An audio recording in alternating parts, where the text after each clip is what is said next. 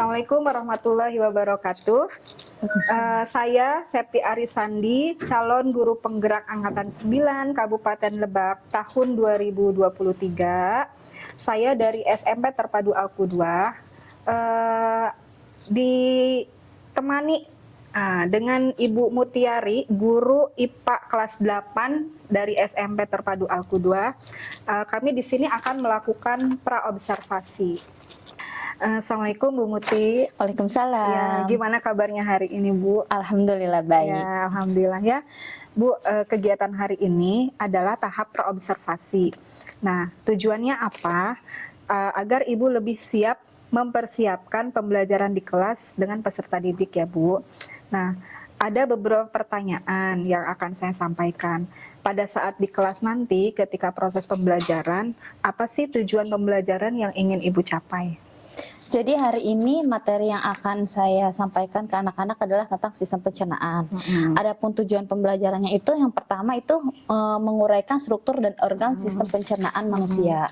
Kemudian yang kedua, anak-anak bisa membedakan mana pencernaan mekanis dan mana pencernaan kimiawi. Oke, baik. Jadi tujuan pembelajaran yang ingin Bu Muti capai itu yang pertama menguraikan struktur dan fungsi sistem pencernaan makanan ya Bu ya, organ-organnya. Kemudian yang kedua membedakan pencernaan mekanik dan kimiawi. Oke, baik. Nah, selanjutnya area pengembangan kompetensi pembelajaran apa sih yang ingin Ibu capai? Jadi yang ingin dicapai ini ada dua, pengetahuan dengan keterampilan. Jadi pengetahuannya itu siswa dapat memahami konsep sistem pencernaan itu sendiri, dan keterampilannya adalah membuat proyek. Oke, baik. Jadi ada dua area pengembangan kompetensi pembelajaran yang ingin dicapai.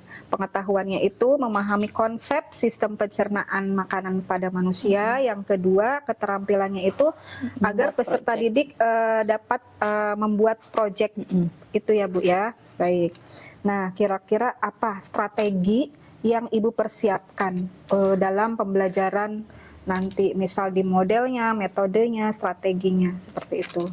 Jadi strategi pembelajaran yang dipakai itu adalah strategi pembelajaran berdiferensiasi yang terintegrasi dengan KSE. Dan metode yang digunakan itu diskusi kelompok dan tanya jawab. Model yang mau dipakai itu project based learning. Oh iya, baik Bu. Jadi strateginya itu dengan pembelajaran berdiferensiasi yang terintegrasi dengan KSE ya Bu, kompetensi sosial emosional. Kemudian metodenya yang Ibu gunakan itu metode diskusi kelompok dan tanya jawab. Kemudian modelnya itu, model pembelajarannya PJBL, Project Based Learning. Baik. Nah, media pembelajaran yang Ibu kembangkan itu apa Bu?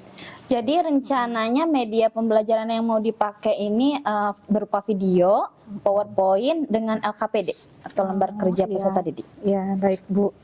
Nah, kira-kira kapan nih Ibu akan melakukan pembelajaran ini? Rencananya jam 10 pagi hari ini. Oh iya, baik Bu. Oke, baik Bu. Nanti kita akan melakukan supervisi. Nah, nanti saya akan melihat nih seperti apa nih proses pembelajaran Ibu di kelas. Kemudian nanti saya mencatat hal-hal yang penting. Nanti setelah itu kita akan melaksanakan percakapan di pasca observasi. Oke, siap. Baik Bu. Ya, baik Bu Muti. Demikianlah percakapan praobservasi hari ini. Mudah-mudahan kegiatan proses pembelajarannya lancar ya Bu ya. Amin. Terima kasih Ibu. Ya. Assalamualaikum warahmatullahi wabarakatuh. Saya Septi Arisandi, calon guru penggerak Angkatan 9 Kabupaten Lebak dari SMP Terpadu Al-Qudwah. Saya di sini tidak sendirian, saya ditemani oleh teman saya. Halo, Assalamualaikum. Saya Mutiari, guru kelas 8 di SMP Terpadu Al-Qudwah. Terima kasih. Alhamdulillah, luar biasa bersama Muti, tetap semangat. Allahu Akbar. Allahu Akbar. Sehat semuanya? Ada yang tidak masuk? Siapa yang nggak masuk? Ibu absen dulu ya.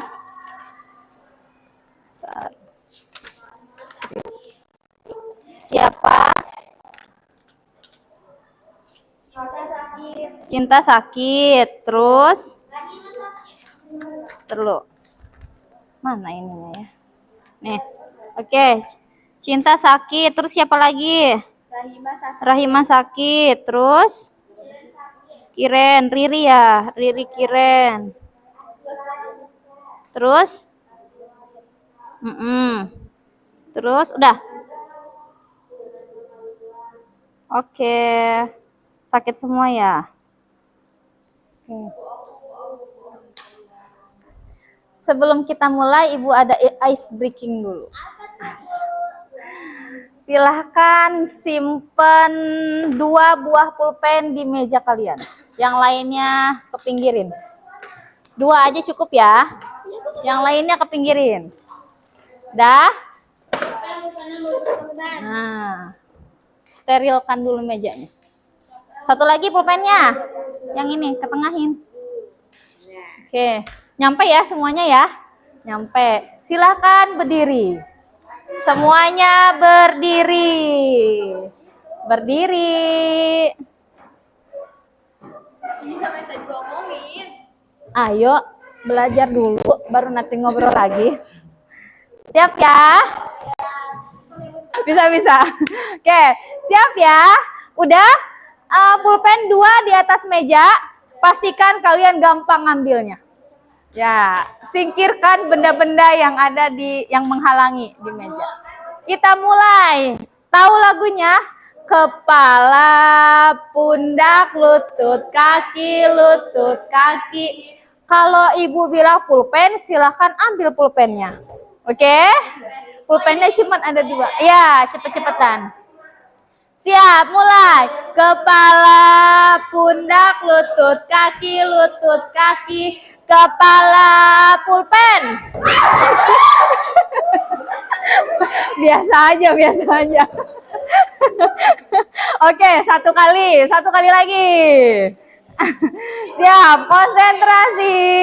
Mulai, kepala. Sambil nyanyi dong. Kaki, lutut, kaki, kepala, pundak, lutut, kaki, lutut, kaki. Pulpen. Oke, good. Siapa? Ajija. Oke, berarti Ajija yang konsentrasi. Oke. Udah ya, cukup ya. Oke, silahkan duduk. Kembali duduk. Dah, nah.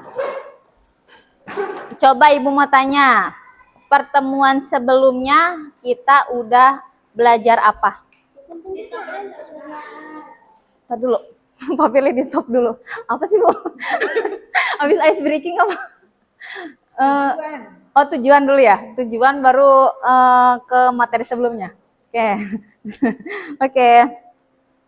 Ya. Nah, hari ini kita mau belajar tentang sistem pencernaan. Adapun tujuan pembelajaran kita hari ini adalah yang pertama, kita akan menguraikan struktur dan fungsi organ pencernaan manusia. Yang kedua, kita akan belajar membedakan pencernaan mekanis dan pencernaan kimiawi. Nah, 2 hal itu yang akan kita pelajari. Oke, sekarang Ibu mau tanya, pada pertemuan sebelumnya kita udah belajar apa? Sistem pencernaan hari ini. Tapi pertemuan sebelumnya kita belajar apa? Fotosintesis, respirasi, terus apa lagi? Ya, tentang jaringan tumbuhan. Nah, hari ini kita belajarnya tentang sistem pencernaan. Oke, kita lanjut ke materi. Nah, kalian perhatikan ya video yang Ibu tayangkan.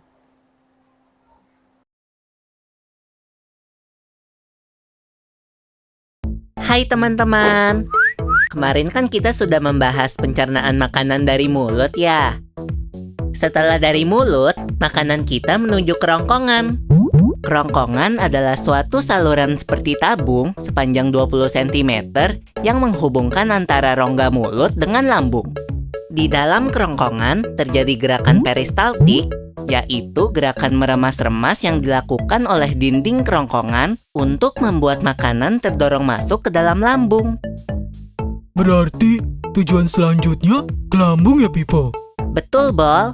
Lambung adalah bagian dari organ pencernaan manusia yang paling elastis. Lambung berbentuk seperti kantong dan terletak di dalam rongga perut sebelah kiri atas. Di dalam lambung, makanan mengalami pencernaan secara mekanis dan kimiawi. Pencernaan mekanis dilakukan oleh dinding atau otot lambung yang meremas dan mengaduk makanan. Pencernaan kimiawi dilakukan oleh getah lambung yang dihasilkan oleh kelenjar getah lambung. Getah lambung mengandung enzim pepsin, enzim renin, dan asam klorida. Enzim pepsin berfungsi untuk memecah protein menjadi pepton. Enzim renin berfungsi untuk mengendapkan protein susu menjadi kasein. Asam klorida atau HCl berfungsi untuk mengasamkan makanan dan membunuh kuman yang masuk bersama makanan. Nah, habis ini makanan kita pergi ke toilet ya? Hihihi. Ah, kamu ini belum, Bol. Selanjutnya, makanan dicerna di usus halus dulu. Usus halus merupakan usus terpanjang dalam saluran pencernaan karena panjangnya mencapai 6 hingga 7 meter. Di dalam usus halus terdapat cairan khusus yang membantu penyempurnaan pencernaan makanan. Oh iya, usus halus terdiri dari 3 bagian, yaitu usus 12 jari, usus kosong, dan usus penyerapan. Apa aja ya fungsinya? Usus 12 jari atau disebut juga duodenum memiliki panjang kira-kira 25 cm. Usus 12 jari mencerna makanan dengan bantuan getah pankreas dan getah empedu. Getah pankreas dihasilkan oleh kelenjar pankreas. Getah pankreas mengandung enzim-enzim berikut. Enzim amilase berfungsi mengubah zat tepung atau amilum menjadi zat gula atau glukosa. Enzim tripsin berfungsi mengubah pepton menjadi asam amino. Enzim lipase berfungsi mengubah lemak menjadi asam lemak dan gliserol. Kalau getah empedu dihasilkan oleh hati dan disimpan dalam kantong empedu. Getah empedu berfungsi untuk mencerna lemak. Selanjutnya, usus kosong atau jejunum terletak di antara usus 12 jari dan usus penyerapan. Usus kosong memiliki panjang sekitar 2,5 meter dan berfungsi untuk mencerna makanan dari usus 12 jari. Terakhir adalah usus penyerapan yang merupakan tempat penyerapan sari-sari makanan. Di seluruh permukaan dindingnya terdapat ujung-ujung pembuluh darah yang menyerap sari-sari makanan. Kemudian, sari makanan diedarkan melalui aliran darah ke seluruh bagian tubuh. Jadi makanan yang kita makan kembali lagi ke dalam tubuh kita ya? Iya, Bol. Habis itu, sisa makanan yang dicerna masih berlanjut ke usus besar. Nah, usus besar berfungsi menyerap cairan, vitamin, dan mineral dari sisa-sisa makanan yang telah diserap oleh usus halus. Pada usus besar, terdapat bakteri yang berguna untuk tubuh bernama E. coli yang berfungsi untuk membantu proses pembusukan sisa makanan. Proses pembusukan sisa makanan akan menghasilkan kotoran atau feses yang kemudian dikeluarkan melalui anus. Oh gitu. Nah, gimana dengan mulus? Itu disebabkan oleh apa ya, Pipo? Organ terakhir yang bernama rektum adalah ujung muara dari usus besar yang berfungsi sebagai tempat penyimpanan feses sementara. Ketika rektum terisi penuh dengan feses, maka saraf akan mengirimkan respon kotak yang menimbulkan rasa ingin buang air besar. Anus adalah lubang di bagian bawah pantat yang berfungsi sebagai tempat keluarnya feses dari tubuh. Jadi begitu ya, seluruh proses pencernaan dalam tubuh kita. Iya, Bol. Seenak-enaknya makanan yang aku makan, ujung-ujungnya untuk dibuang lagi. Tapi ingat, kan ada juga sari makanan yang menyebar menjadi energi untuk tubuh kita. Betul juga ya. Oh ya, Pipo, ngomong-ngomong soal pencernaan, kamu pernah sakit perut gak? Tentu saja, Bol. Kenapa ya perut kita bisa sakit? Nanti akan kita bahas bersama di video selanjutnya ya, Bol.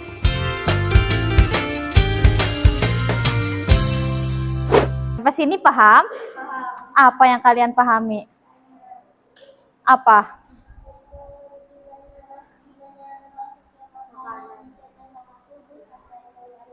Ya, itu namanya sistem pencernaan. Jadi bagaimana makanan prosesnya dari mulai mulut sampai keluar menjadi kotoran. Nah, pekan sebelumnya Ibu udah kasih kalian tugas untuk membuat sistem pencernaan berdasarkan gaya belajar kalian. Silakan, ini duduknya udah per kelompok ya. Nah, sekarang hari ini udah pada bikin semua tugasnya? Coba lihat, diangkat. Kelompoknya Farha, oke. Kelompoknya Filza apa? Ajiza, oke. Terakhir, Syaukina, oke. Nah, hari ini tugasnya adalah kalian mempresentasikan apa yang kalian buat dan jelaskan apa sih yang kalian bikin itu, organ-organnya apa aja sih dan fungsinya apa. Siapa yang berani maju pertama? Silahkan. Sekelompok. Siapa yang mau? Oke. Oke. Kelompoknya Tiara dulu. Tadi Tiara udah bersedia duluan. Silahkan. Ayo semuanya. Perwakilan aja deh. Oh iya, perwakilan aja, Bu. Perwakilan aja. Yuk, perwakilan. Berdua boleh. Berdua aja, berdua. Ayo.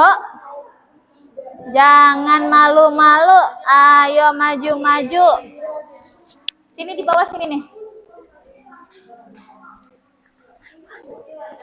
Kan dijelasin.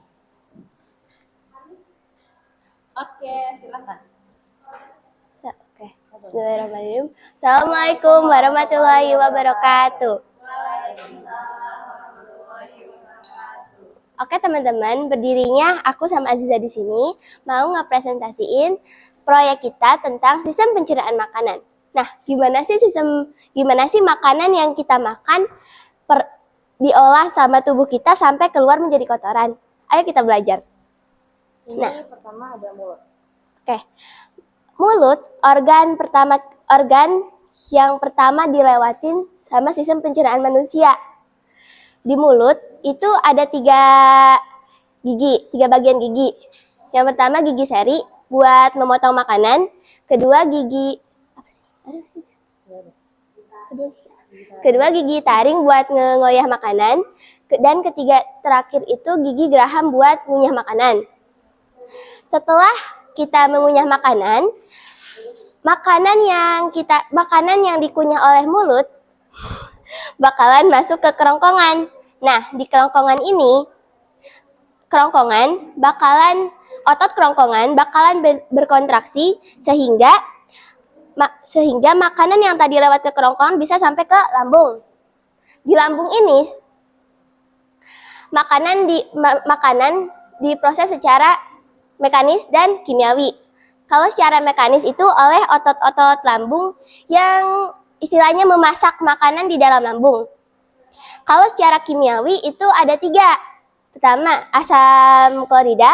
Kedua, enzim pepsin sama renin. Asam HCl itu fungsinya untuk mengasamkan makanan yang ada di lambung.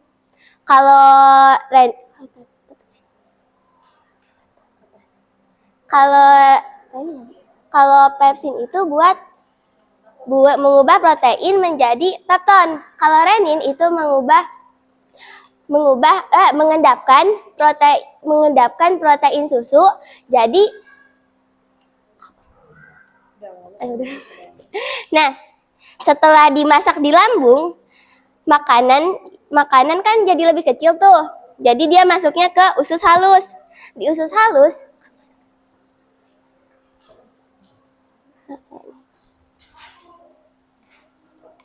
bisa nggak sih?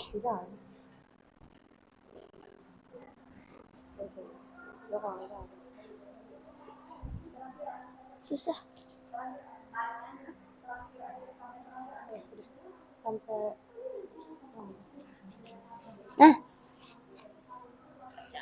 Nah, di usus halus itu ada 3 bagian, yaitu usus 12 jari, usus tengah, sama usus penyerapan.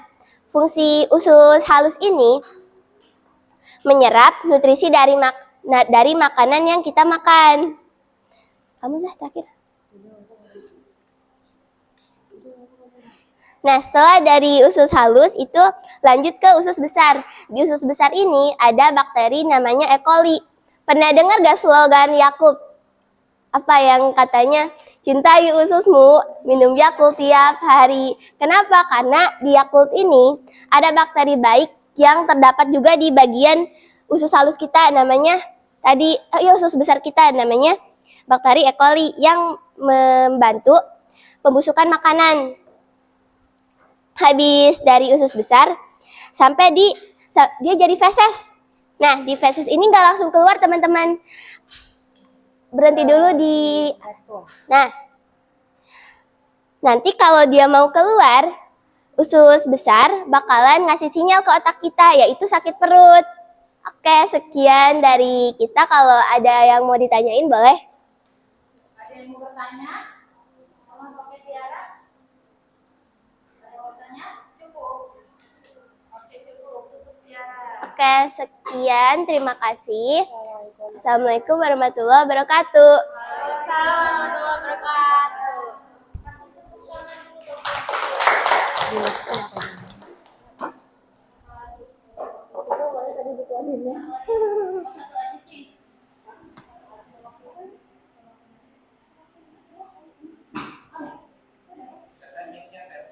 Oh iya. Satu kelompok doang katanya. Berarti nggak usah semua. Oh iya sih.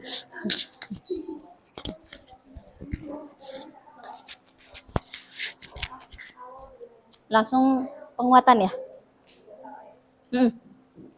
Oke, setelah semuanya presentasi, kelompok yang terbaik adalah kelompoknya Kesya. Tepuk tangan. Oke.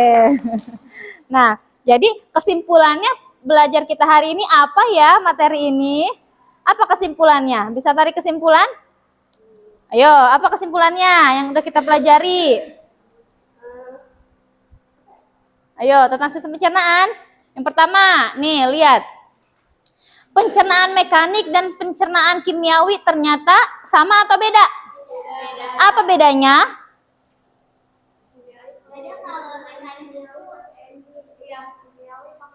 Nah, jadi kalau pencernaan mekanis itu, kalian makan roti atau makan nasi yang tadinya utuh, digigit, dikunyah, jadi menjadi butiran kecil. Nah, itu dengan bantuan oleh gigi dan lidah. Itu namanya pencernaan mekanik. Tapi kalau kimiawi itu enzimnya. Di mulut itu kan kita ada enzim di air liur. Nah, uraian-uraian senyawanya itu nantinya menjadi molekul amilu menjadi molekul glukosa, itu karena ada bantuan enzim. Itu namanya proses pencernaan kimiawi. Terus yang kedua, nih sistem pencernaan. Jadi salurannya dari mulai mana sistem pencernaan? Dari mulai mulut, terus kerongkongan, terus lambung, usus halus, usus besar, kemudian rektum, kemudian anus. Kalau hati dan pankreas apa?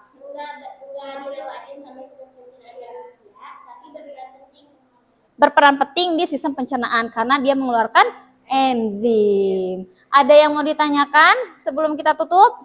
Cukup? Nah, makanya anak-anak udah tahu tentang sistem pencernaan, kita harus menjaga kesehatan kita. Jangan sampai makannya sembarangan. Makannya yang pedas, yang asin. Pagi-pagi udah makan seblak, siangnya nasi padang, malamnya makan mie. Nah, kasihan lambungnya. Oke? Kebiasaannya gitu kan ya? Oke, cukup ya. Pertemuan hari ini, pertemuan selanjutnya kita akan membahas tentang hukum Archimedes. Ini beneran. Oke. Cukup ya. Assalamualaikum warahmatullahi wabarakatuh.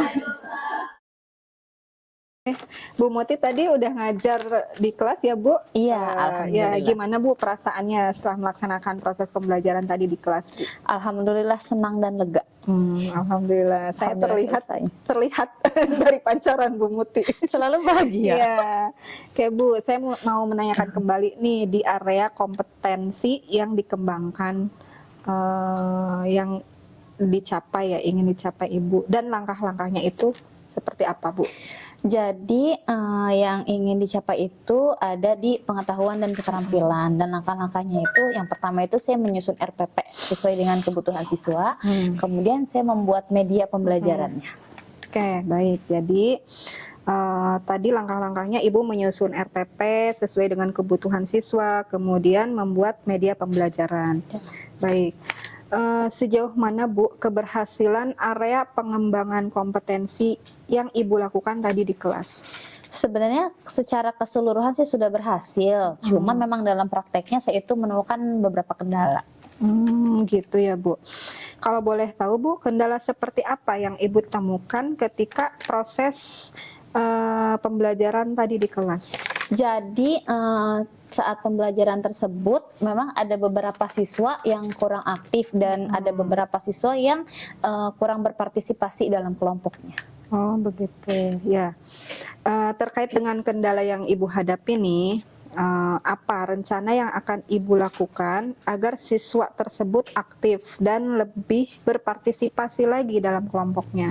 Jadi yang saya harus lakukan itu, saya harus tahu dulu kesiapan belajar mereka seperti apa. Saya juga harus tahu minat dan gaya belajarnya seperti apa, menyesuaikan juga dengan pembelajaran menurut kebutuhan siswa itu sendiri. Dan saya akan lebih memperhatikan kesepakatan kelas yang sudah pernah kami buat sebelumnya supaya pembelajarannya itu lebih aktif dan menyenangkan. Oke, baik Bu.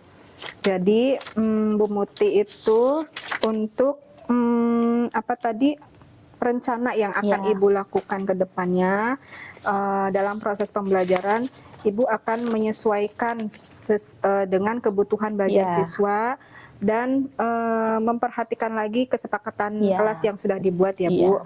Baik. Kira-kira kapan nih Ibu akan melakukan rencana-rencana Ibu tadi untuk solusi-solusi dari permasalahan yang tadi Ibu jelaskan? Jadi kalau untuk rencana saya selanjutnya itu saya akan secepatnya melakukan proses perbaikan-perbaikan. Oke, baik Bu. Bu Muti, kita sudah di akhir sesi nih. Ya, semoga rencana Ibu akan terrealisasi dengan baik ya Bu. Proses pembelajarannya pun lebih baik lagi, menjadi siswa yang lebih aktif ya. Kemudian lebih berpartisipasinya dalam kelompok lebih terlihat lagi. Saya penasaran nih dengan proses pembelajaran Ibu selanjutnya. Ya, baik Bu Muti, terima kasih. Kita sampai di akhir sesi di percakapan pasca observasi. Baik, terima kasih. Cukup sekian. Assalamualaikum warahmatullahi wabarakatuh.